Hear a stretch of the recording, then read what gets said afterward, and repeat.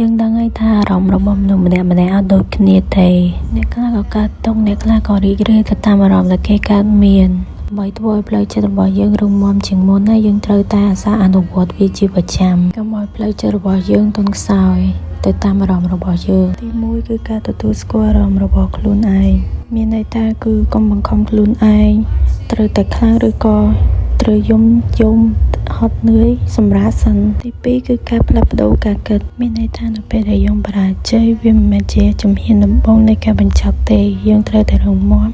ព្រោះថាវាជាមេរៀនសម្រាប់ផ្លូវចិត្តរបស់យើងបន្តទៅមុខទៀត3គឺការស្គាល់ខ្លួនឯងមានន័យថាមតិអ្នកដទៃដែលកំណត់មកលើយើង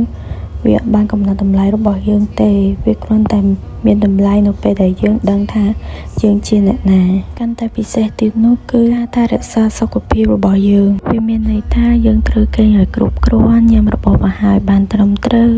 អាសាហាត់ប្រាណធ្វើចិត្តយើងរឹងមាំជាងមុនទាំងអស់នេះហើយដែលវាជាផ្នែកមួយចំនួនដែលធ្វើឲ្យសុខភាពផ្លូវចិត្តរបស់យើងរឹងមាំជាងមុន